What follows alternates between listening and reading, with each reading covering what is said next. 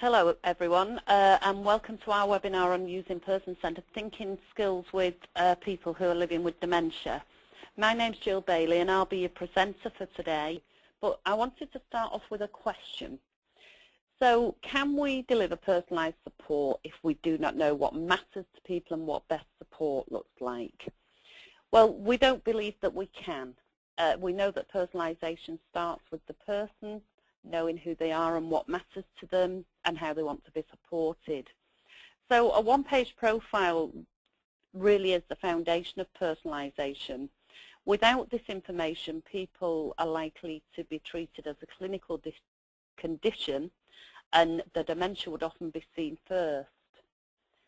So this is Bessie's one-page profile, and a one-page profile really describes what people value about somebody, what's important to them and how best to support them. It reflects the balance between what matters to people, but also how we can ensure that people get what's important for them in terms of staying healthy and safe. Some of you may be quite familiar with the one-page profile. It kind of provides a useful mechanism to capture really rich information in order to enhance the delivery of truly personalised support. The next step, of course, is then to think with the person and those who know them best about what's working and not working in their life. So a one-page profile and knowing and acting on what's working and not working are the crucial building blocks for personalised services. And obviously, you'd get a very different understanding of who Bessie is from a one-page profile than you generally would from a care plan. We also know that setting the bar at dignity sets the bar way too low. So I want to share some stories and examples from people living with dementia of how these approaches have really made a difference to the quality of life. So this is Bessie. Bessie doesn't use words to speak typically. So it's about the quality of our listening and the best guesses of those who know Bessie best and those who love and care most about her. So it's really key that we're working proactively with families to make sure that we're listening well to the contribution that they have to make. And it's kind of that recognition that when we listen with skill and respect, we can really discover what matters to people and what support makes sense to them. And these person-centred thinking skills, I think, help us to listen more deeply and more carefully. And the quality of our listening is so important.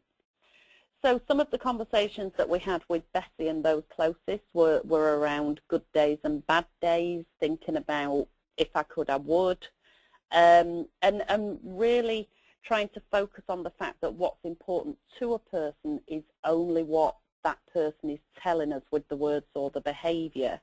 So what was Bessie letting us know around what really mattered to her? What made her happy, content and fulfilled, what really increased her well-being. And learning what matters to a person is just so crucial, because given that our quality of life is determined by the presence or the absence of those things that truly matter to us, it makes it even more important that we ensure that we're listening well to people who live with the dementia as well. So what we learned from Bessie was that kind of a bath with bubbles, being complimented, having manicure, pedicure. Bessie thoroughly enjoyed that, obviously looked forward to it. So one of the things that was really helpful with this as well was that in terms of, so we kind of think that maybe we need a paradigm shift in our thinking if we're to truly move towards personalised support, moving away from a task focus. And the fact that when Bessie was going to be having a bath, because the team supporting her knew that, you know, kind of a pampering environment really worked for Bessie. It was about, rather than getting through the baths, it was about making it a really good experience. And some of the bathrooms in some residential care homes can be quite clinical and sterile and cold. And the staff were they were thinking differently. They were going out of the way to put colourful throws over the equipment that was in the bathroom, you know, a few candles, a bit of music, so that it really became a really good experience that hopefully simply becomes the way that everybody practices, if you like. So thinking about what we learn on the one-page profile, which tells us that initial information around how a person wants to live and be supported, we've got to ask, well, given that's what's important to you, is it present or absent? Is it working or not working? So this is key, that we don't collect person-centered information without doing something with it. We must up front and early ask what's working and not working. So it's almost a comparison analysis. On the one-page profile, we learn what matters to people, how they want to be supported. And on what's working, what's not working, we learn what's the current reality. Are those things present or absent? So it's a powerful bridge between how people want to live and how they're actually living and being supported. And the function of working, not working, is really to create change that makes life better for people and their allies. We learn what to build on and we learn what needs to change, and this supports this idea of our continual listening and learning. So it generates a process that's led by things that are most prominent in a person's life, because it's about the things that matter to folk. So self-directed support in its purest sense, and the one-page profile begins to grow into a much richer document based on our continual listening and learning, regardless of whether people use words to speak or not. This is kind of for everybody. So we're using person-centered thinking skills to frame our conversations, learning what makes a good day, what makes a bad day, thinking about people's routines, and capturing what we're learning. Now, what we learned from Mary, Mary is in the kind of early onset stage of her experience of a dementia, but one of the things that was vitally important to Mary, and Mary lives in a residential service, was her Roman Catholic faith. What wasn't working was that she'd not been to Mass in a number of years. So by really thinking, Mary's team really thought with her. They knew that within that restrictive service they weren't going to have more money or more resources. We know in these challenging times that that's not going to happen. And we also know that if we keep doing what we're already doing, we'll just get more of the same. So they knew that they had to think differently. Think about how could they find natural networks, how could they think about where were the faith communities in the area, think about linking Mary with those faith communities. And actually Mary was matched with a lady called Stella, and in the end it was actually through the University of the Third Age, which is an organisation that primarily for older people in learning, but it does have other branches such as befriending. And so it was by matching Mary with Stella from University of the Third Age, they met together. Mary and Stella started going to Mass together. And of course, Mary became connected with other people in the church community who'd say, well, we pass where you live, Mary. Why don't you come to the coffee morning? So it kind of evolved from just going to Mass on a Sunday to actually going to the coffee mornings and the social evenings on a Thursday evening as well. So for John, it was a much smaller thing. What John said wasn't working. John, again, lives in a residential service for people who are living with dementia. And what John said wasn't working was he was constantly missing his favourite radio show on a Friday evening on Radio 4 because he'd forget that it was on. So what we knew was that best support ensured that you go and support John and help him tune the radio into Radio 4 at 6 o'clock each Friday so that he could listen to this particular show. What Winnie said wasn't working, again in a residential service, was the cup of tea and the dry biscuit at supper time. What Winnie said she wanted was a nip of whiskey and a tea and a wagon wheel for supper. Easily put right without costing time or money necessarily. It was simply about knowing. And actually this is Nora, who lives in the same home as Winnie, and Nora doesn't use words to speak. But she let us know when she saw Winnie's whiskey that she'd have a bit of whiskey as well. And it's kind of that idea that if people only know red or blue, How do they choose yellow, green, or a whole rainbow of colours? So these different opportunities open up other things for other people as well. What we learned wasn't working for Nora was that not all staff knew how to support her well at bedtime, and we kind of knew that because people were describing Nora as being challenging or severely challenging, and we kind of have learned that when people are described as challenging or severely challenging, quite often they're complaining or severely complaining about the support that they're receiving. And what we realised was it was when it was staff who didn't know Nora very well, or agency staff that were supporting her to get ready for bed, was when Nora would become quite distressed.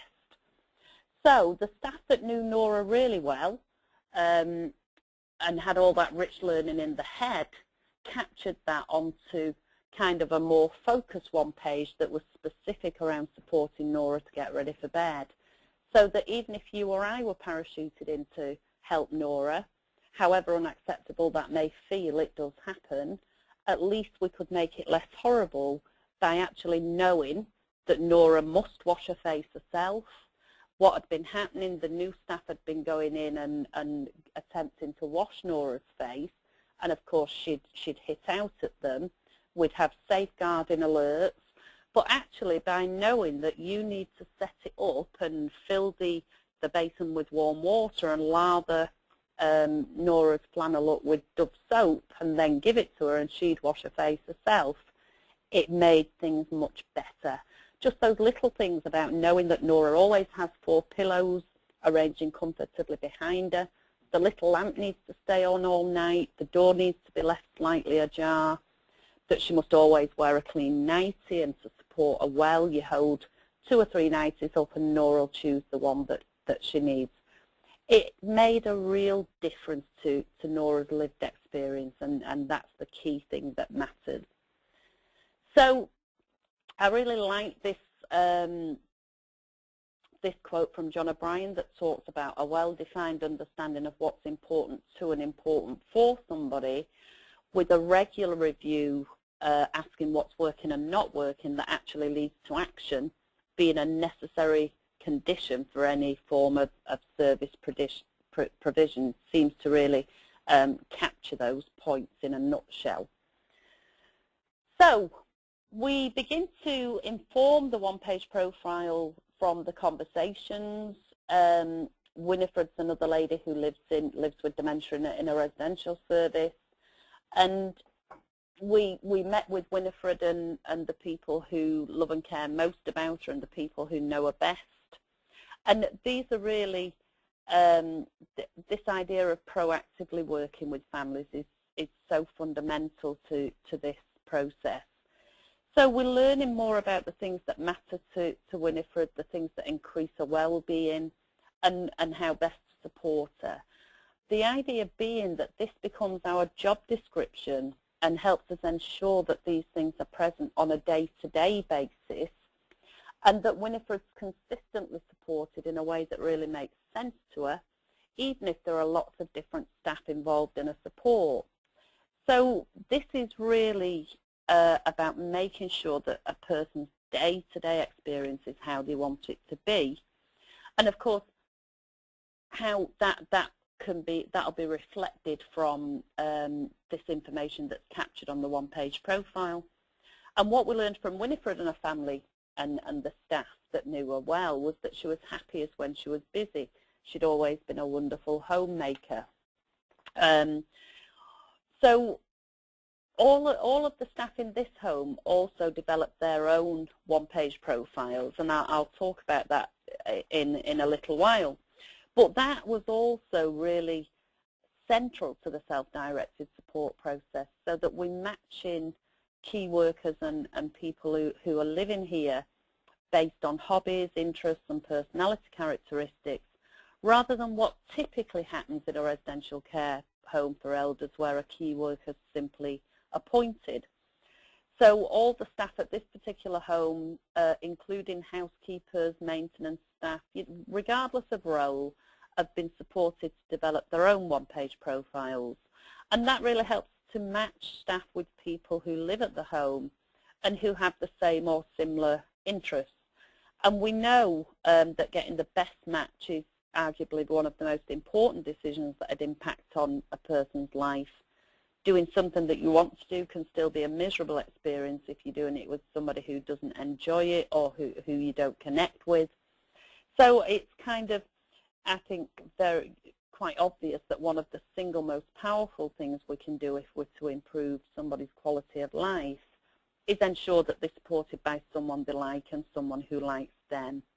And these approaches actually have a knock-on effect. So, for example, Roy's a housekeeper at this particular home. He'd read John's one-page profile and discovered that they both had a great interest in general knowledge and would often quiz each other. And during conversations, John had mentioned to Roy how much he enjoyed classical music. And the manager in the home was delighted one evening to find that Roy had taken the time to seek out some classical CDs at home and brought them into work for John. And before he started his own housekeeping duties, he'd settled John into one of the small lounges and left him enjoying the classical CDs that he'd brought in. So we kind of seen a real shift in culture in organisations where person-centred thinking skills are really embedded into the bloodstream of how they work. And it also begins to change our relationship with staff, because we're giving a really clear message that who you are as a person really matters, and so conversations with staff members change too. So as I say, collecting person-centered information and not doing anything with it is wrong. So we learn how people want to live and be supported, develop a one-page profile, and we then consider how we learn if these things are present or absent for the person by the working, not working analysis. As soon as there's enough information about someone recorded in a one-page profile, we need to use this working, not working analysis to build an action plan to make sure that the support people are getting really works for them. So beginning with a one-page profile and growing it over time is a much more adoptable innovation to use within services. But we do have to be clear that it's a starting point, not an outcome, and should always lead to action through thinking about what's working and not working. And what's working and not working can be considered from a number of perspectives: the person's perspective, the family's perspective, the staff's perspective, and any other perspective that would be relevant in that person's life, such as a community matron. So what are the things that are working that people want to maintain and enhance? What's not working that people want to change? And so we see the function of the working, not working analysis to create actions that really do make life better. So we've kind of alluded to the matching tool, and we've talked about getting a good match between the person supporting and the person being supported, whether paid or unpaid, is crucial.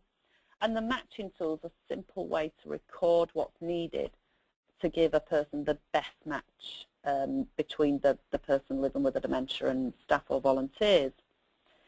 So it's a good match is really a win-win situation when we take into account a staff member's characteristics and interests, as well as the skills